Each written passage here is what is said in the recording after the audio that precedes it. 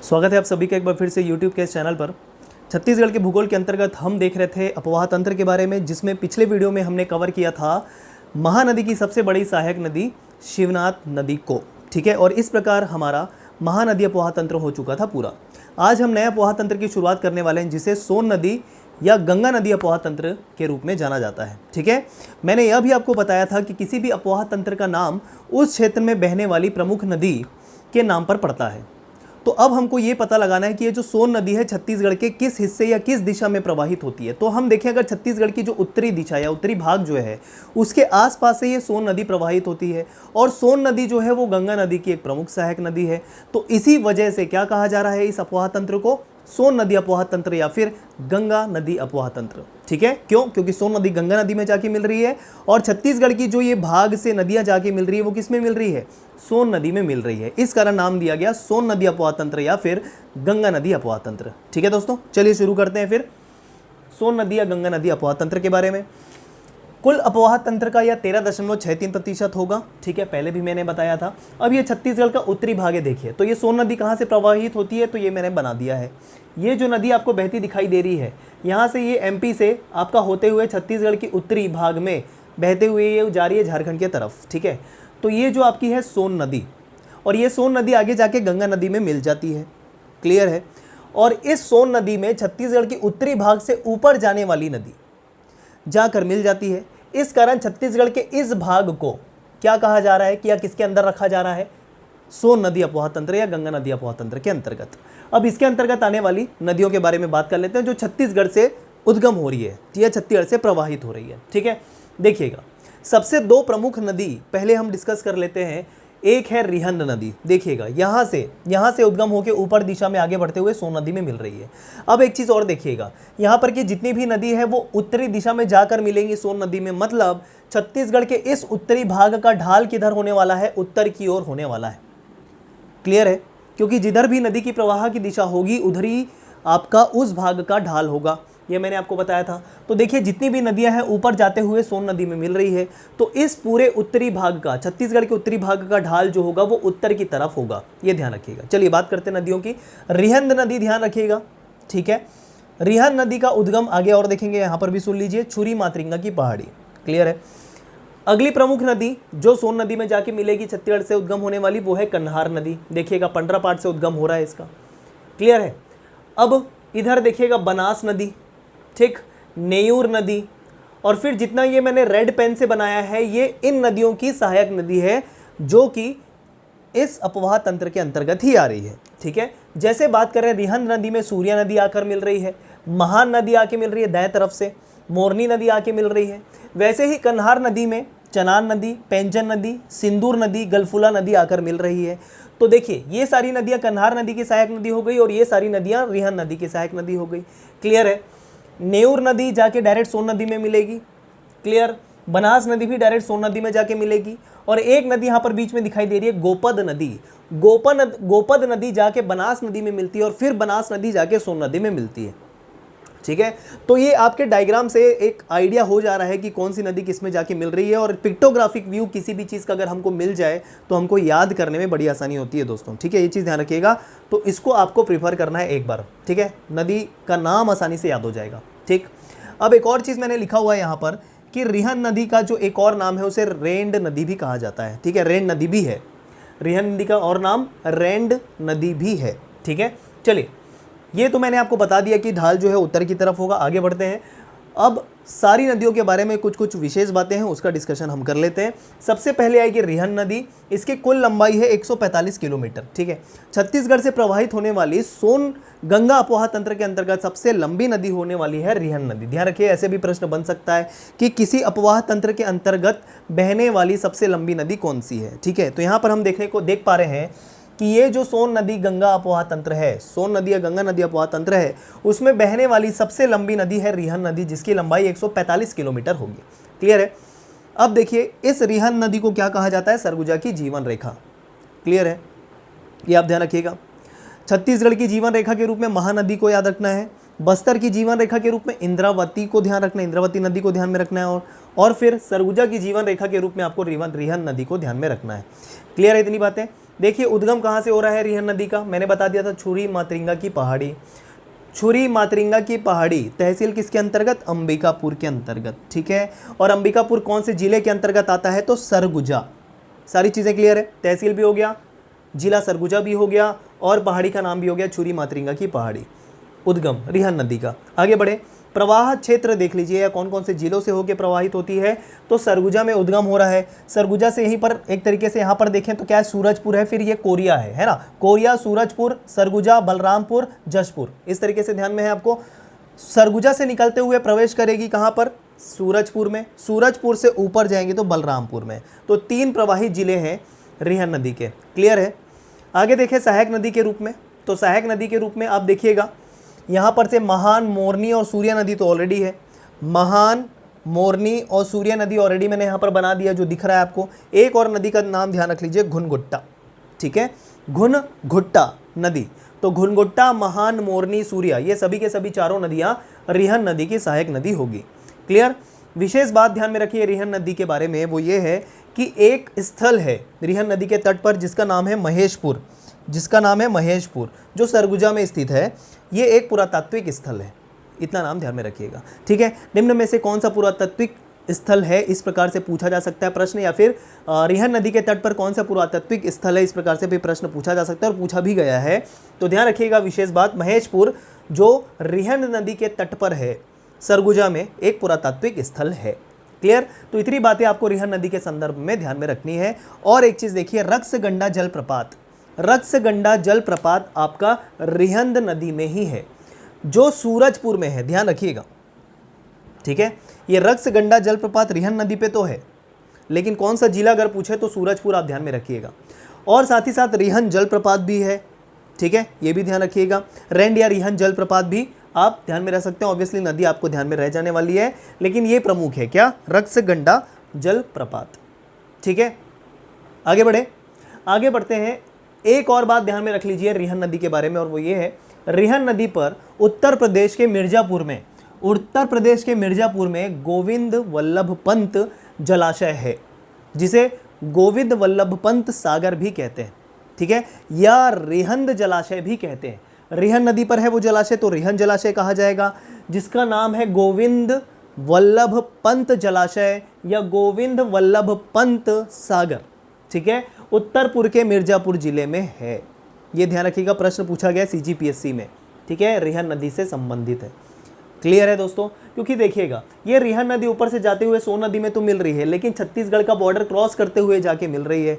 मतलब यहाँ पर कौन सा राज्य आएगा भारत देश का, उत्तर प्रदेश। यहाँ पर उत्तर प्रदेश की सीमा टच होती है, ऐसा जब आपने मैप देखा होगा, उत्तर प्रदेश ये आपका टच करता है इस प्रकार, ठीक है। तो उत्तर प्रदेश से होते हुए जाके सोन नदी में मिल रही है। क्लियर, इतनी बातें रिहन नदी के संदर्भ में। अब देखिए अगली नदी कन्हार नदी, इस अपोहा तंत्र के अंतर्गत, ठीक, दूसरी प्रमुख नदी, जिसकी लंबाई 115 किलोमीटर होगी, 115 किलोमीटर होगी, ठीक। अब देखिए इसके बारे में कुछ विशेष बातें देख लेते हैं। छत्तीसगढ़ और झारखंड की सीमा बनाती है ये, ठीक है। अब आप एक चीज़ देखिए, यहाँ से ये आपकी जो है कन्हार नदी निकल रही है, ये देखिए सीमा से होते हुए बह रही है और जाके मिल रही है सोन नदी में, है कि नहीं। तो एक तरीके से क्या कह रहे हैं कि ये सीमा से होते हुए गुजर रही है छत्तीसगढ़ और झारखंड के, यहाँ पर झारखंड है ना। तो इस कारण क्या माना जाता है, मतलब क्या है कि छत्तीसगढ़ और झारखंड की सीमा बनाते हुए नदी प्रवाहित होती है, कौन, कन्हार नदी। आगे बढ़े, उद्गम देखिए बखोना चोटी, नाम याद रखिएगा। उद्गम जो है बखोना चोटी, पंडरापाट तो ठीक है, पंडरापाट से उद्गम हो रहा है, ठीक है, लेकिन चोटी का नाम अगर पूछ दिया जाए तो बखोना चोटी पंडरापाट के अंतर्गत, तहसील होगा बगीचा और जिला होगा जशपुर। इतनी बातें आपको ध्यान में रखनी है, सारा डिटेल, जिला भी, तहसील भी, कहाँ से, मुख्य क्षेत्र से, और फिर कौन सी चोटी से, बखोना चोटी, पंडरापाट, तहसील बगीचा और जिला जशपुर। क्लियर है, इतनी बातें आप ध्यान में रखिएगा। अब इसमें एक जलप्रपात का नाम मैंने लिख दिया है, किसमें, कन्हार नदी में, कोठली जलप्रपात, ध्यान रखिएगा, कोठली जलप्रपात, ठीक है, कन्हार नदी में ही ये जलप्रपात स्थित है। प्रवाह क्षेत्र देख लीजिए, प्रवाही जिले देख लीजिए, जशपुर, क्योंकि जशपुर से ही उद्गम हो रहा है इसका। जशपुर से यहाँ पर से होते हुए थोड़ा सा एरिया बलरामपुर का भी पड़ जाता है, तो जशपुर और बलरामपुर 2 जिलों से होते हुए चले जाती है ऊपर की तरफ, ठीक, जहाँ पर ये सोन नदी में मिल जाएगी डायरेक्ट, ठीक है। इसके संबंध में एक महत्वपूर्ण बात ये ध्यान में रखना है कि इसके तट पर एक और पुरातात्विक स्थल है। जैसे हमने एक पुरातात्विक स्थल महेशपुर देखा था जो रिहन नदी के तट पर था, यहाँ पर एक और पुरातात्विक स्थल आ गया है जिसका नाम है डीपाडीह। क्या नाम है इसका? डीपाडीह पुरातात्विक स्थल है कन्हार नदी के तट पर, ठीक है। और ये डीपाडीह जो है कहाँ पर है? बलरामपुर में। बलरामपुर में, जैसे महेशपुर सरगुजा में था वैसे ही डीपाडीह जो है वो बलरामपुर में है, ना कि जशपुर में। ध्यान रखिएगा इस बात को।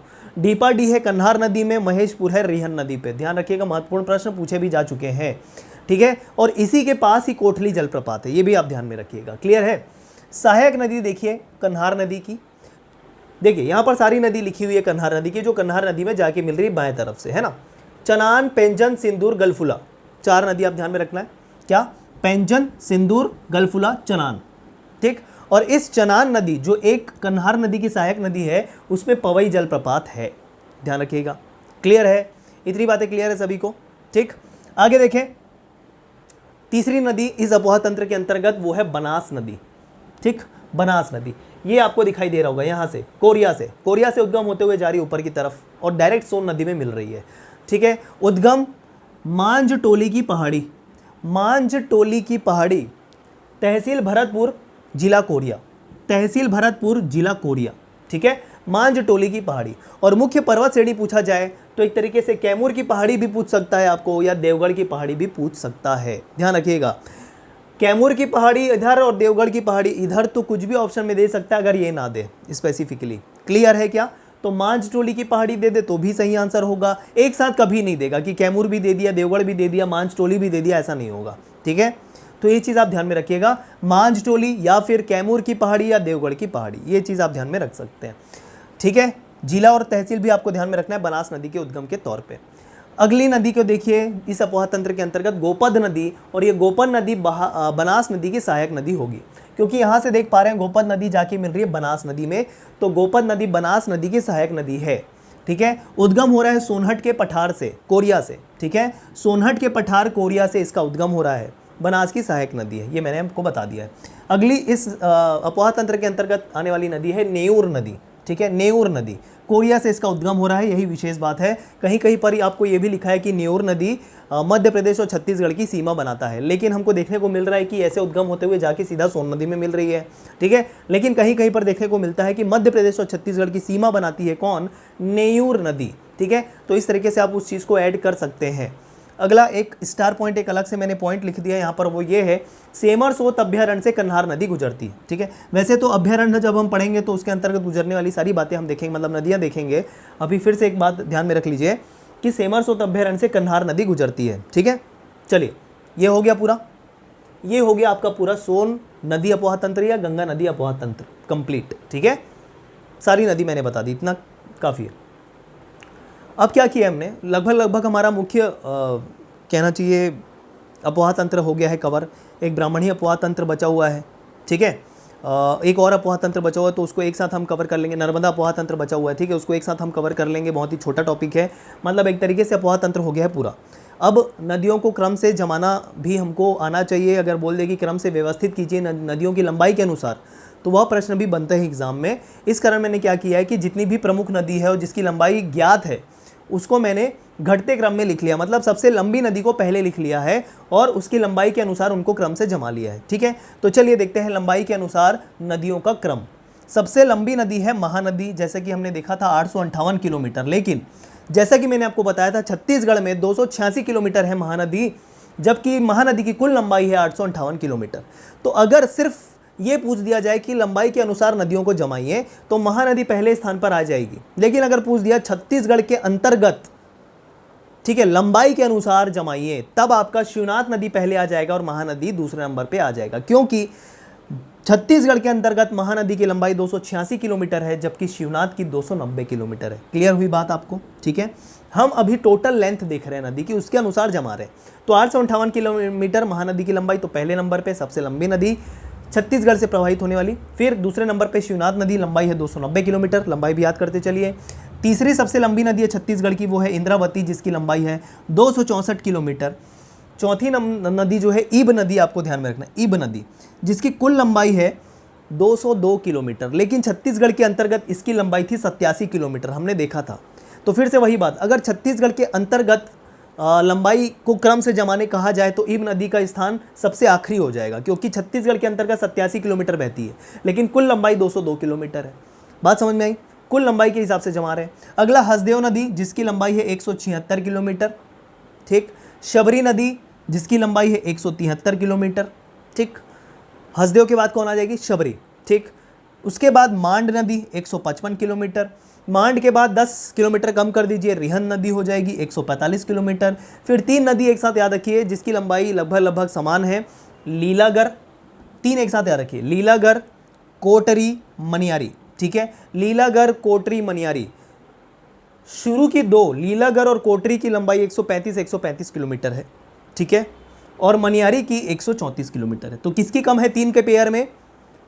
मनियारी की 1 किलोमीटर कम है। इस तरीके से आप ध्यान रख लिए, 134 किलोमीटर।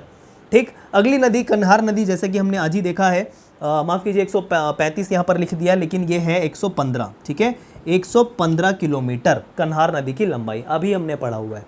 ठीक है, और आखिरी में आपको एक नदी और ध्यान में रखना है, वो है अरपा नदी, जिसकी लंबाई है 100 किलोमीटर। ठीक है दोस्तों, तो ये था लंबाई के अनुसार नदी का क्रम। ठीक, तो इस तरीके से हमारा ये लेक्चर हो जाता है पूरा। 2 अपोहा तंत्र और बच्चे जो काफ़ी छोटे हैं, और उसके अलावा जो भी अन्य बातें होंगी नदी के संबंध में वो अगले वीडियो में बता दिया जाएगा दोस्तों। ठीक है, तो वीडियो अगर पसंद आया दोस्तों तो ज़्यादा से ज़्यादा शेयर कीजिए, लाइक कीजिए, सब्सक्राइब कीजिए। चलिए मिलते हैं अगले वीडियो में, धन्यवाद।